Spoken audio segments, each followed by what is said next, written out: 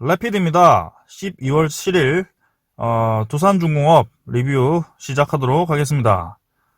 먼저 코스피 잠깐 보고 가겠습니다. 코스피 수급이 또 기관이 그냥 냅다 던졌습니다. 9,200억 정도를 매도를 하였고요. 고점 부근에서 또 개인으로 다 떠넘기는 모습입니다. 좀 안 좋은 모습이긴 한데 외국인이 크게 던지지 않았기 때문에 그래도 괜찮다고 생각합니다. 아직은 괜찮다. 네, 기관이 계속 사라고 하면서 코스피 3천 간다고 하면서 매도하는 게 괘씸해 보입니다. 일단 그렇게 하고 두산중공업 잠깐 보도록 하겠습니다. 오늘도 하락하였네요. 500원 하락하였고요. 기어이 월봉선 맞춰서 가겠다고 하는 것 같습니다. 월봉선을 보면 14,381원입니다. 그래서 14,380원 딱 맞췄고요. 14,400원에 마무리를 했죠. 그래서 월봉선 이제 딛고 조금 반등할 때가 되지 않았을까라는 생각이 들고요. 지금은 저는 이제 청약일이 끝나고 오늘부터 해서 조금 반등이 나올 거라고 생각이 됐었는데 좀 바닥 다시 한번 확인하는 모습입니다. 일단은 61선 아래로 좀 지켜줬으면 좋겠습니다. 61선이 이탈된다면 이 양ун구름이 떨어지면서 조금 많이 내려갈 수도 있을 것 같아요. 그래서 주봉상으로 보면 지금 20주봉선인가요? 여기 13,000원 정도까지도 가능한 구간이긴 한데요. 지금 오늘 기사가 떴죠. 유상증자 성공을 했고 유상증자 이슈에 대한 그 매물이 조금 나오긴 했는데 그 하락분이 웬만하면 다 나오지 않았나 싶습니다. 지금 하락분을 보시면 이때와 비슷하게 유상증자 발표 그때 하락분과 비슷하게 떨어졌고요. 지금도 이제 이런 과정을 조금 만들어 가지 않을까라는 생각입니다. 지금 두산 인프라코어 매각 소식이 쉽게 나오지 않는데요. 그게 좀 빨리 매각이 돼서 V자로 빨리 올렸으면 좋겠습니다. 투자자는 오늘 기간 21만 주 매도했고요. 외국인의 하락세는 좀 멎었습니다. 기관은 주로 연기금이 매도를 했습니다. 지금 최근에 좀 많이 매도를 하는 모습인데요. 일단 연기금이 최근 이제 60만 주 정도 매도를 했는데요. 지난 해부터 해서 꾸준히 두산중공업을 매집해 왔습니다. 그래서 총 880만 주 정도가 지금 보유를 하고 있는 걸로 제가 알고 있습니다. 그래서 거의 지분으로 따지면 한 3% 정도, 3, 4% 정도인 것 같고요. 충분히 5% 정도 되겠네요. 880만 주, 5% 정도 될 것 같고 연기금도 서서히 두산중공업 모아갈 것 같습니다. 일단은 최근에 들어온 것이 아니고 유상증자 좀 발표 나고 권리락 이후에 많이 본격적으로 들어왔기 때문에 주가를 이렇게 이유 없이 끌어내릴 이유는 없다고 봅니다. 연기금이 유상증자를 많이 받은 것도 아니고 일단 유상증자 그 전에 받은 그런 물량에 대한 차익 매물을 조금 내볼 텐것 같은데요. 조만간 다시 올라가지 않을까 싶습니다. 오늘 제가 리뷰는 여기까지 하고요. 제가 좀 분석한 게 있는데 이거를 좀 같이 보려고 합니다.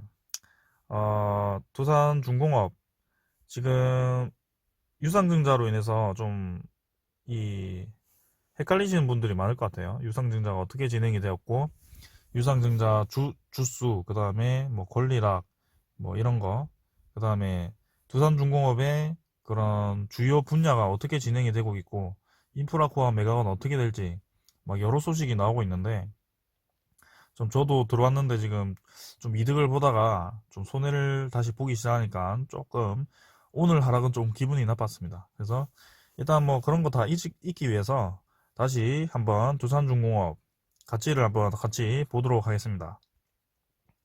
첫 번째는 이제 바이든입니다. 바이든이 당선이 확정이 되었습니다. 선거인단 279표를 받으면서 바이든이 확정이 되었고요. 이 바이든 불확실성, 미국 대통령에 대한 불확실성은 해소가 되었습니다. 그래서 친환경 에너지주 수혜가 예상되고요. 그 에너지주의 대장주가 바로 두산중공업입니다. 두산중공업. 그래서 올해 중순부터 해서 그 수혜를 좀 봐서 조금 많이 오르긴 했지만 아직은 내년이 더 좋기 때문에 주가가 올라갈 가능성이 높다라고 보여집니다. 두 번째는 부채 및 3조 자구안이고요. 일단은 두산중공업이 두산타워, 클럽모 골프장, 네오플럭스, 모트롤, 두산 솔로스 매각해서 네, 여기 표를 좀 보겠습니다. 두산타워 매각 8천억이고요.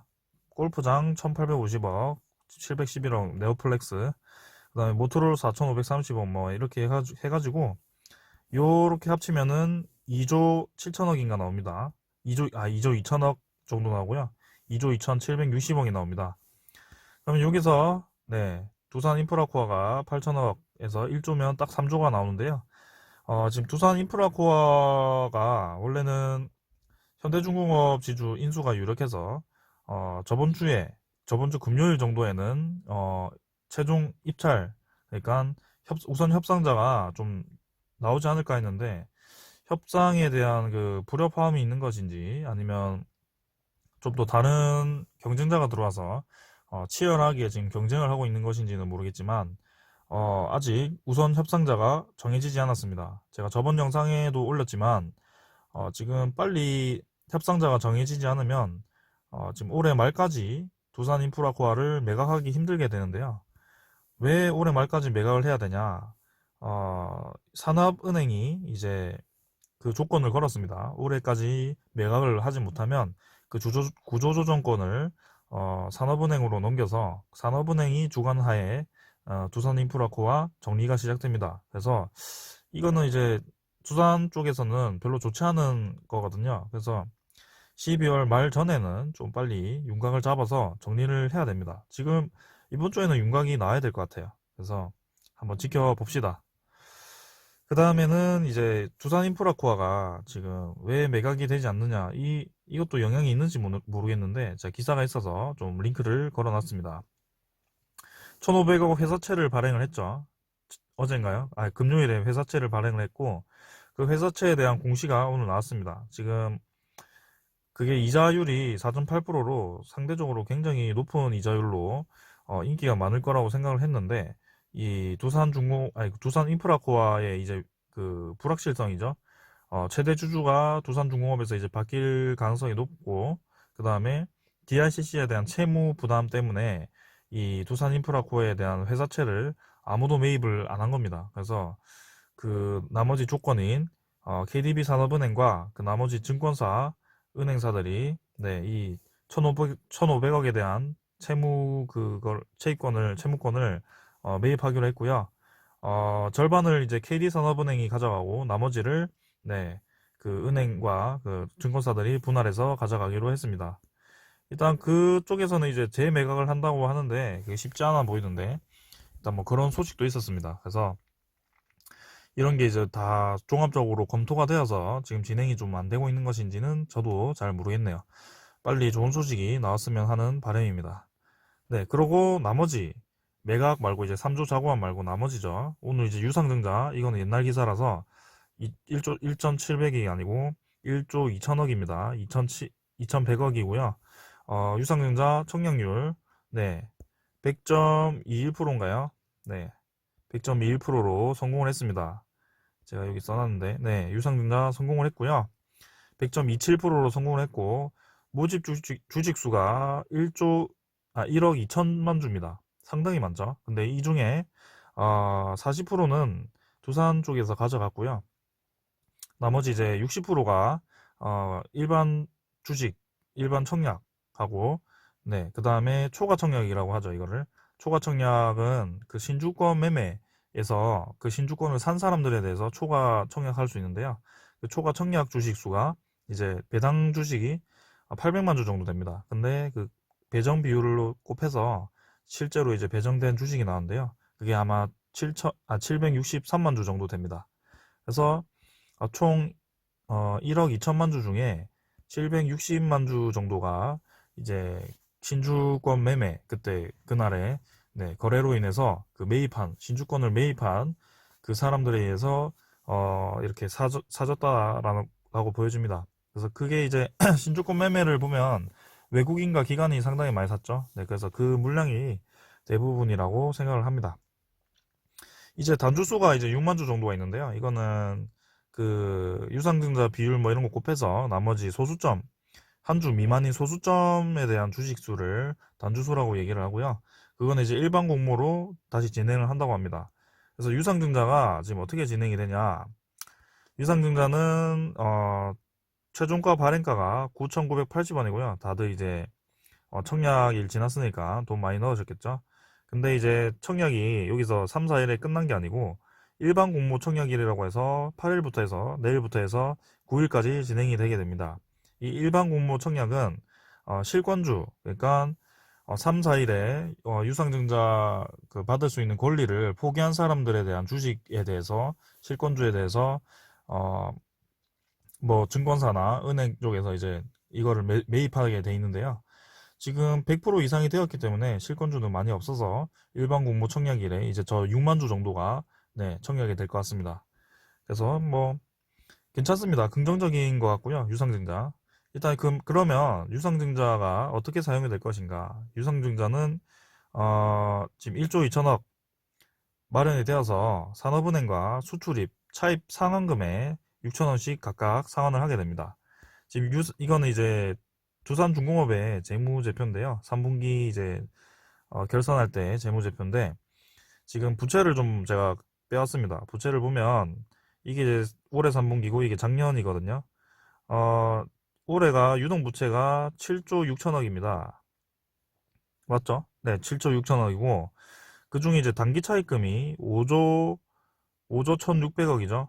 근데 작년에는 2조 6천억이었는데 상당히 많이 늘었습니다. 거의 2배 정도 되었고요.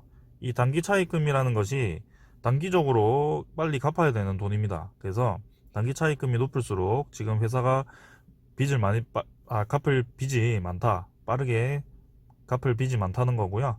지금 그 단기 차입금을 네, 1조 2천억을 갚기 때문에 두산중공업 상당히 괜찮게 흘러갈 수 있습니다. 지금 재무에 대한 그 부담감을 좀 많이 덜어낼 것 같습니다.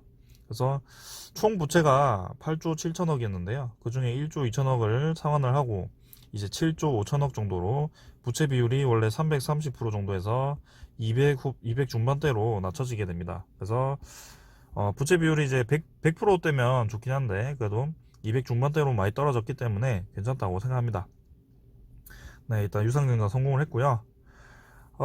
이제 네, 그러고 아까 보던 거 맞아 볼게요. 네, 유상증자 이외에 두산 퓨얼셀 지분을 또 6천억 정도 받았습니다. 그 다음에 두산 건설도 매각이 진행 중이고 일단 뭐 이런 상황입니다. 그래서 여러 가지로 이 재무를 좀 개선하기 위해서 노력을 하고 있으니까 지금 이제 두산 인프라코어만 좀 이 해결이 좀 된다면 두산중공업은 당분간 재무 걱정은 할 필요가 없을 것 같습니다. 내년에도 좀 상환 만기 자금이 있긴 한데 올해처럼 이렇게 크게 위기가 오진 않을 것 같습니다. 네. 그 다음에 이제 제가 준비한 게 네, 두산중공업의 미래산업입니다. 미래산업.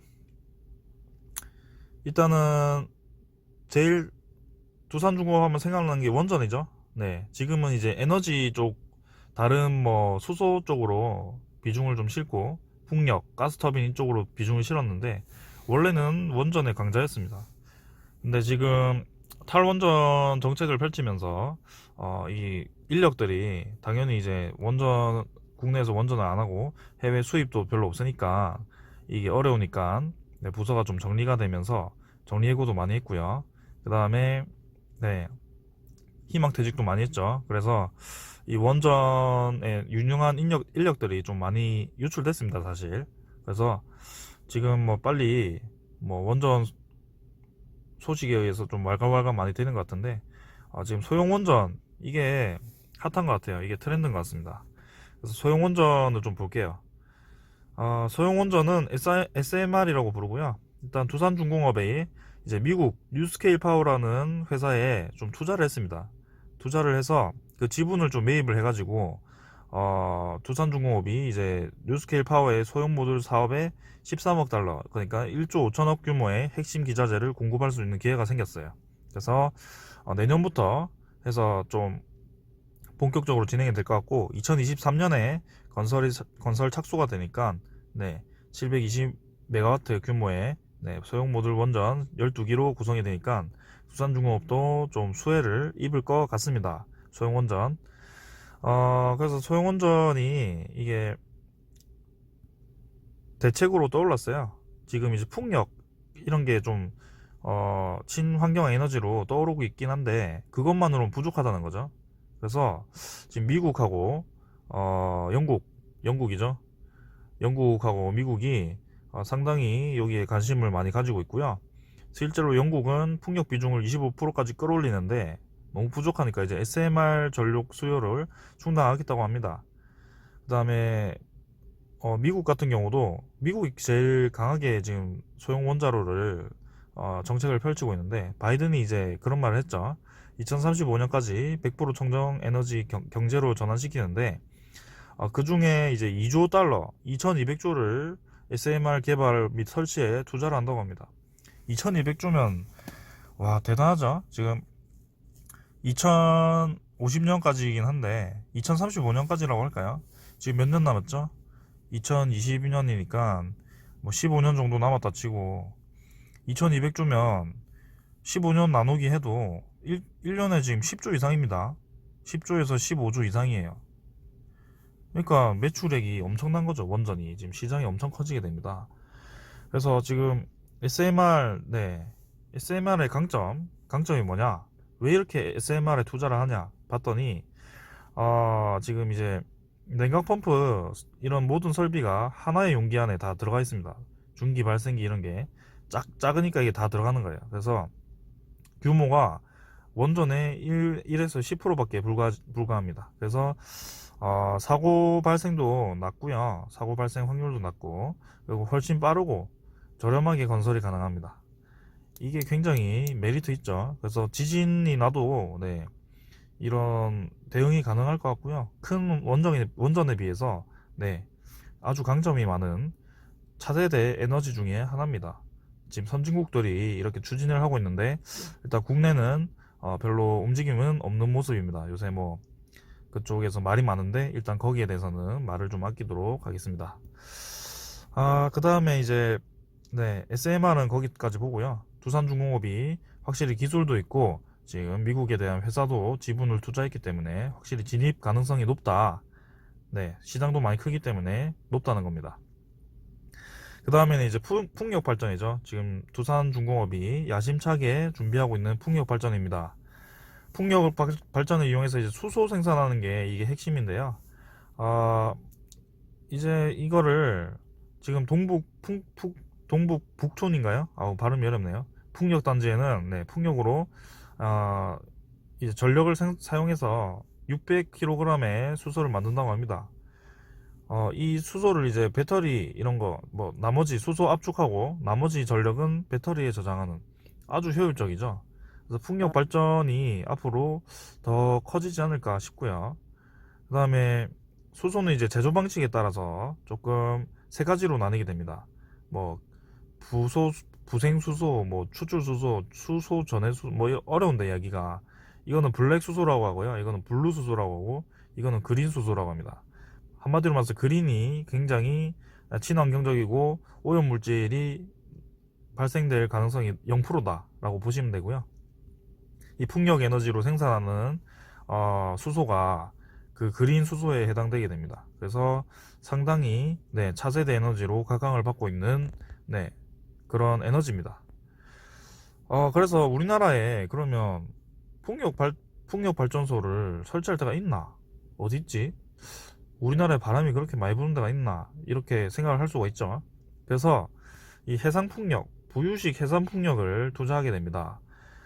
일단 지금은 개발 단계에 조금 있긴 하지만 지금 3MW급, 그 다음에 5.5MW급 이렇게 국제 인증을 획득하면서 이제 설치를 좀 한 것 같습니다. 실제로 이런데 설치를 좀 했고요. 이제 국내 최대 용량인 8MW급을 2022년에 상용화 한다고 합니다.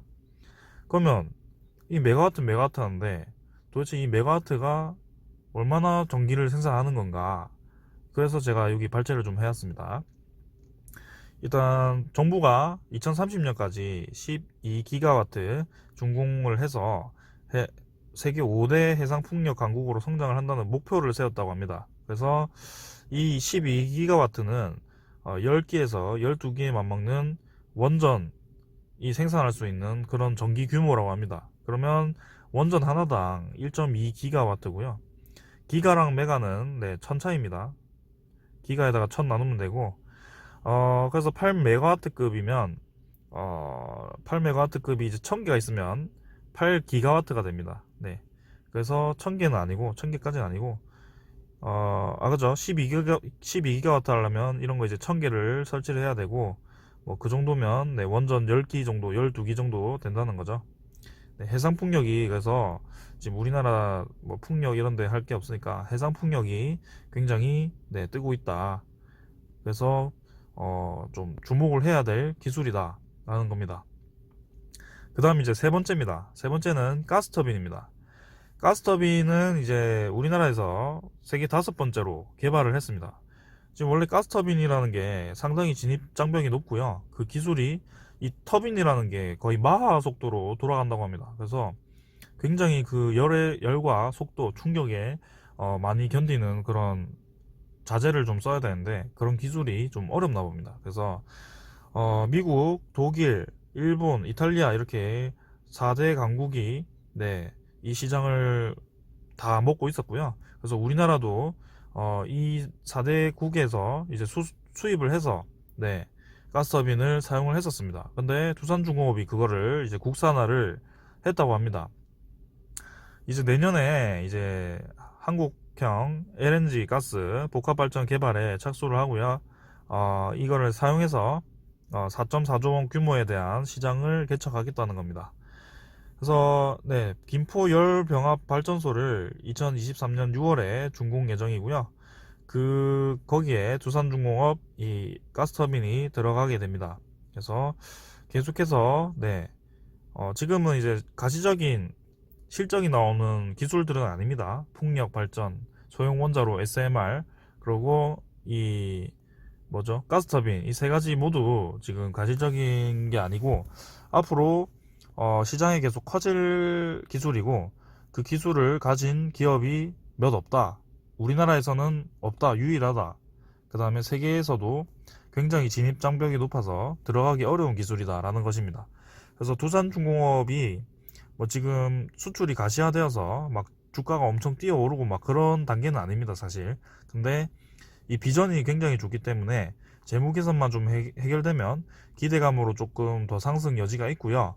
2021년, 내년, 내후년 이렇게 해서 좀 개선이 많이 되면 특히나 소형 원자로 저런 게 좀 수주가 많이 되면 이제 두산중공업이 옛 명성으로 좀 올라가지 않을까. 그래서 아주 길게 보고 투자하시는 분들도 예, 괜찮은 기업이라고 생각을 하고 있습니다. 이거는 이제 대한민국 신재생에너지 전력 생산량이고요. 석탄량이 이제 서서히 좀 줄어들고 원자력은 뭐 이전보다 조금 떨어졌지만 다시 높아지는 추세고 신재생에너지가 꾸준히 이제 높아지고 있습니다. 천천히 높아지고 있고 이게 천천히 높아지다 이제 급격히 높아지는 때가 올 거예요. 그래서 지금 이제 풍력 발전과 소형 원자로, 그 다음에 가스터빈 이런 게 이제 이 시장들을 네, 섭렵을 할 거고요. 석탄이 서서히 많이 줄어들 겁니다. 네. 그 다음 이제 두산중공업 비전은 여기까지 봤고요. 자회사가 이제 또 있죠. 두산건설이 많이 어려워서 이제 상장 폐지가 되고 두산중공업이 그 지분을 100% 가지고 있고 지금 두산건설은 흡수되어 있습니다. 그래서 두산중공업 아래에 있고 이번에 이제 좀 그 애먹이던 일산 제니스죠. 이것 때문에 이제 두산건설이 꼬이기 시작해가지고 수천억씩 이제 매분기 수천억씩 손실이 났었는데 이 제니스가 파주랑 일산 그 김포 규제하면서 파주랑 일산은 집값이 또 상승을 해버렸어요. 그래갖고 이 분양 관계자의 말에 따르면은 2020년 초까지 남아있던 미분양이 올해 들어서 다 해소됐다고 합니다. 그래서 이게 해소가 됐어요. 지금 다 팔렸습니다, 집이. 그래서 두산건설의 그 진짜 묵은 때가 조금씩 벗겨지기 시작했다. 그 다음에 두 번째, 두산퓨얼셀입니다. 지금 두산퓨얼셀이 제가 저번에 분석도 했지만 수소 연료전지 그리고 연료전지 이런 걸 하는 기업입니다. 이 연료전지에 대해서 굉장히 기술이 좋고 독보적인 기업이라고 생각하시면 됩니다. 그래서 아직은 연료전지 시장이 막 그렇게 커지고 있진 않은데 언젠가 지금 네, 내년부터 해서 이 친환경적인 정책을 펼치면 연료전지도 충분히 지금 배터리처럼 치고 나갈 수 있습니다. 상당히 치고 나갈 수 있을 가능성이 높고요. 특히나 이제 이 수소가 껴있어가지고 이 두산중공업이랑 그린 수소 사업 시너지 효과가 상당히 기대가 됩니다. 지금 두산퓨얼셀에 대한 지분 증여를 받아서 두산중공업이 또 두산퓨얼셀의 최대 주주가 되었죠. 그 다음에 아까 제가 또 봤는데 블랙록이 두산퓨얼셀 지분을 5% 정도 획득을 했다고 합니다. 그리고 2334억 유상증자 지금 진행 중이죠. 이게 이제 2334억 이제 자금 조달 목적인데 두산중공업 입장에서는 자회사 이제 2334억 자금을 또 확보를 한 겁니다. 그래서 재무 개선에 사용될 가능성이 높다 이렇게 보여지고, 이건 이제 대신증권의 연구원에 대한 발언에 대한 인용을 한 겁니다. 제가 가져왔고 리포트를 가져온 거고, 연료전지 시장이 이제 앞으로 계속 늘어날 거다. 흑자가 이미 났고 성장 모멘텀이 지속될 거다. 그리고 수소 발전이 연료전지 모델을 440kW로 표준화를 했는데 석탄 발전 대비 확장이 쉽다. 그 다음에 부생 수소를 이용해서 50MW급 대산 수소 연료전지 최대 레퍼런스 이렇게 얘기하는데 말이 어렵네요. 그래서 아무튼 국산화율이 98%입니다. 그 다음에 두산퓨얼셀이 중요한 건 이거죠. 두산퓨얼셀이 이미 모든 모델의 발전용 연료전지 사업화를 했다. 그래서 가장 앞서가는 수소산업의 천병이다. 지금 이제 두산중공업과 두산퓨얼셀이 앞으로 계속 시너지를 낼 것 같고, 수소 연료전지 그리고 수소 에카플랜트, 그 다음에 수소를 이용한 가스터빈 이런 거 이용해서, 그 다음에 또 수소를 자체적으로 생산하죠. 부유식 해상 풍력에 의해서 또 수소 생산, 풍력 발전에 의한 수소 생산 이런 걸로 그냥 수소를 만들고 수소를 돌려서 전기를 만들고 또 그걸 수소를 만들고 이런 식으로 사이클이 돼버렸습니다. 수소를 자체적으로 만들어서 또 쓰고 이렇게 되는 거죠. 저는 지금 아주 기대가 큽니다. 이 두 기업 시너지 효과가 어떨지 기대가 크고, 지금 두산중공업 주가는 지금 유상증자 이슈로 인해서 계속 내려가고 있지만 크게 이탈하는 세력은 없습니다. 외국인은 오늘 좀 순매수로 전환을 했고, 지금 제가 호가창 같은 걸 좀 보면 막 찍어 누르긴 하는데 가격을 많이 내리겠다는 그런 움직임은 보이지 않았습니다. 그래서 60일선을 좀 어떻게 지켜갈지 좀 지켜보는 게 좋을 것 같고, 좀 더 내리더라도 저는 지금 장투를 해볼까 지금 마음을 좀 먹어가고 있습니다. 원래는 유상증자 신주 상장 전에 조금 익절을 하고, 내년에 이제 나왔을 때 신주가 발행이 되어서 쏟아지면 좀 가격이 이제 조정될 거라고 생각을 해서 그때 다시 한번 들어올까 생각을 했었는데, 지금 흐름을 좀 보면 증시가 이렇게 막 폭발적으로 오르는데도 억지로 이제 찍어 눌리죠. 그런 모습은 이미 유상증자에 대한 조정을 물량 처분을 조금 시작한 것 같고요. 그래서 실제로 이렇게 처분을 미리 시작하면 많은 주식들이 좀 쏟아져도 어차피 이전에 팔았기 때문에 신주로 채울 생각하고 지금 팔고 있는 거기 때문에 많이 나오진 않을 겁니다, 생각보다. 그래서 지금이 조정기라고 생각을 하고 유상증자 신주 발행 이후에도 좀 가져가도 되지 않을까라는 생각입니다. 단 하나 걱정되는 거는 이제 증시가 코스피가 2700 중반이고 코스닥이 이제 900 중반까지 왔는데 이 지수가 너무 올라가서 조금은 걱정이 된다. 하지만 이 지수를 끌어올린 지금 지수가 몇 개 없습니다. 종목이 삼성전자, 그 다음에 셀트리온 헬스케어 이런 몇 개 종목들이 지금 많이 올리고 있는데요. 특히나 이 셀트리온 삼형제는 저는 약간 합병전에 주가를 올리는 게 아닌가라는 좀 생각이 들긴 하는데, 두산중공업이랑 별개의 얘기니까 여기까지만 하겠습니다. 삼성전자도 지금 계속 올라가고 있고, 일단은 저는 코스피 코스닥 좀 더 올라갈 거라고 봅니다. 근데 내년에는 어떻게 될지 일단 모르겠습니다. 여러분, 두산중공업 저는 일단 상승에 무게를 많이 두고 있고요. 여러분들도 제가 이렇게 설명을 좀 드렸는데 이런 거 좀 참고를 하셔서 잘 판단하셔서 투자를 하셨으면 좋겠습니다. 감사합니다. 도움이 되셨다면 구독과 좋아요 부탁드릴게요. 홀리